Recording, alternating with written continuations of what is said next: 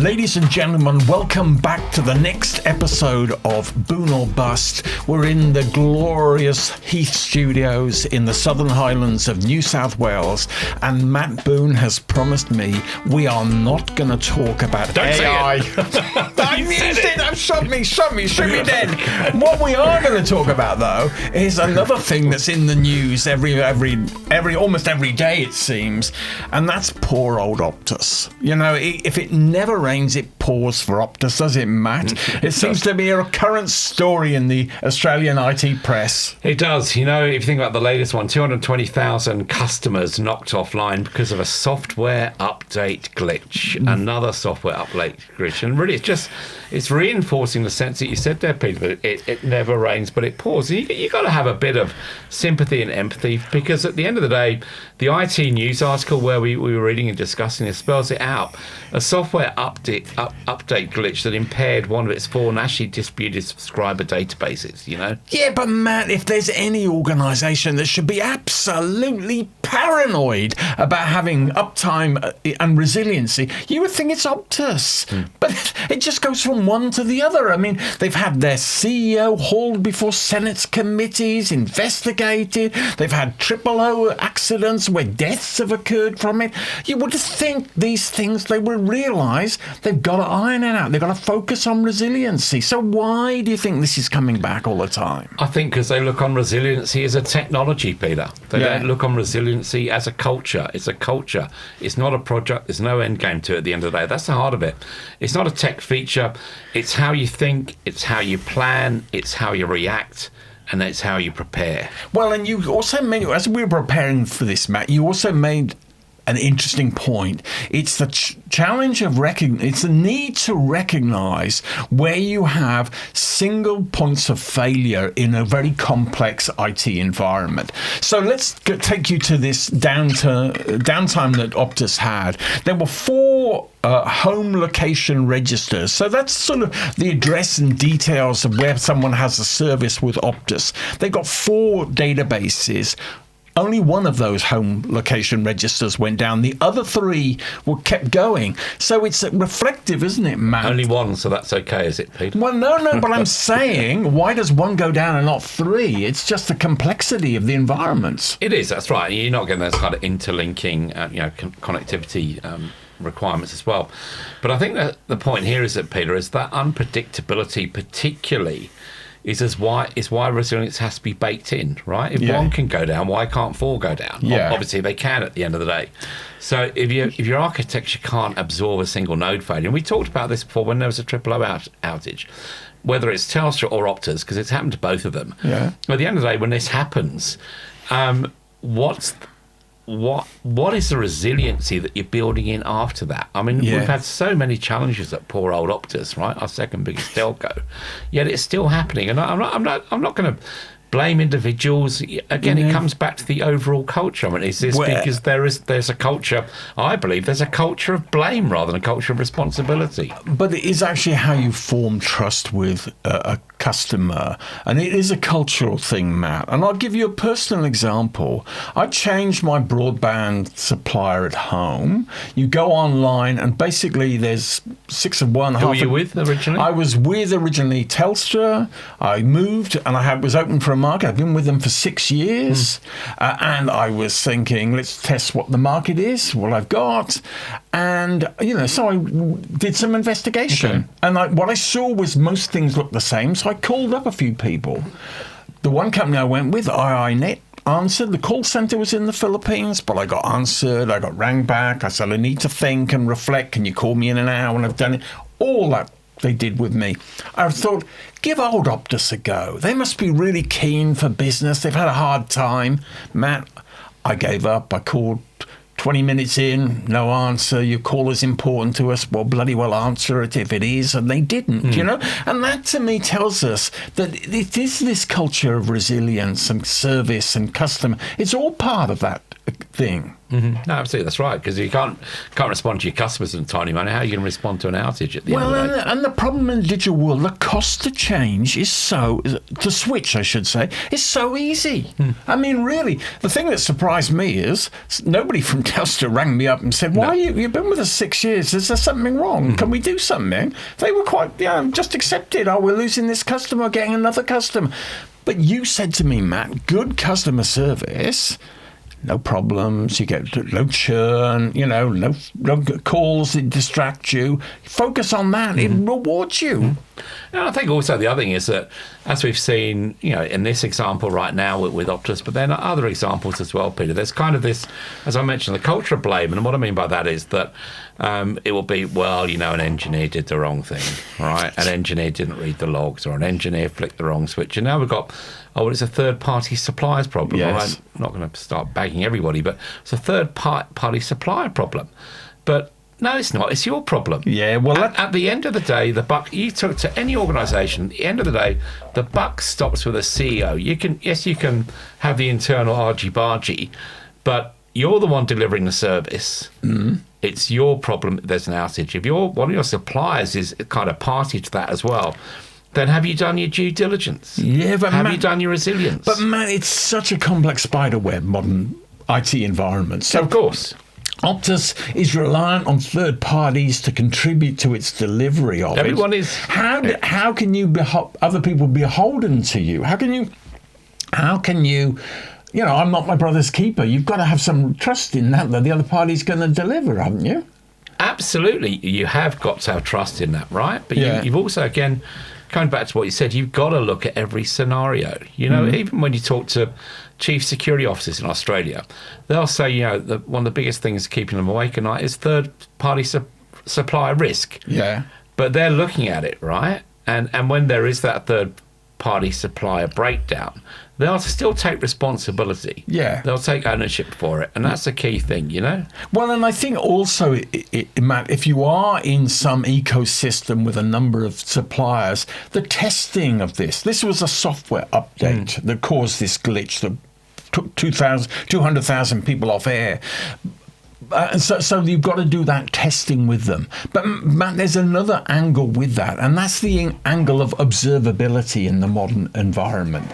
And I think you were talking to me about actually how we've got to make sure the observability and visibility we have over that complex IT environment is we're aware of it as it is happening, not as an afterthought. Well, exactly. In an ideal world with the right observability capabilities, I've done quite a lot with observability vendors here in Australia as well, is that, as soon as that sort of, if you like, glitch is starting, then before it impacts 200,000 people, even in milliseconds, I know I'm talking out of school probably a bit here, but that's what it's all about, to kind of get that line of sight very quickly and react very quickly. And I did a session with a bunch of security leaders where they were really doubling down on how observability and cyber should go hand in hand in many ways I agree. to overcome some of these challenges. Because, and again, at the end of the day, customers... Of course they care there's been an outage, but they don't care why it happened. No, but they want to be informed. They don't like to be the ones telling you, "Oh, your system's down." They want you to say, "Look, I think there's going to be people going to be offline." And that's where observability comes into play, right? You know before your customer knows. Yeah. Then you can prepare, remediate, and kind of keep your customers informed as well. But let's get back to the poor old Optus people, because they're really under the microscope now, aren't they? They've got the regulators. I think there's a Senate inquiry going on to the OOO deaths and disasters. So everything they do seems to be scrutinised. What do you think they can do, Matt, to turn the ship round?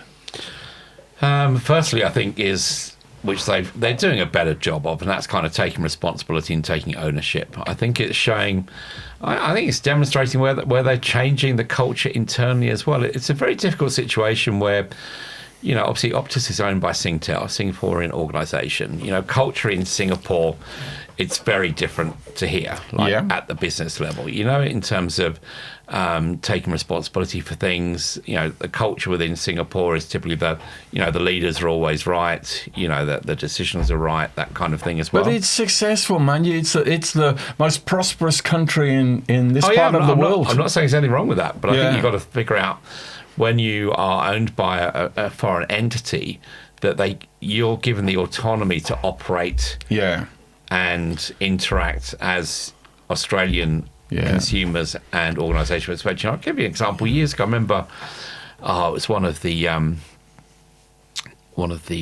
Chinese kind of vendors. I'm not going to name the name right. Selling PCs back in the day, and I was out in India and talking to the local marketing team, all Indians in Bangalore. And what they were saying to me was, I said, "How's it all going? How's the business going?" They said, "Well, there's a lot of demand here," he said, "but the challenge is we don't have the autonomy to operate how Indian businesses expect us to operate." And that's a challenge. And that happens a lot with, whether it's Japanese companies, they're better now, but they always instill, heads of country from outside of the country. But you've got to be able to understand same as if I go and work in Japan, if I don't kind of play to the culture within Japan, I'm going to fail, right? At the end of the day. But I'm saying is Optus actually needs to give its local management the autonomy to operate and do this environment, not be down the food chain in terms of decisions. They can respond and react to the events. They can create an environment and culture which is attuned to Australia, perhaps. It is, and that's not kind of fly in here and throw someone under the bus.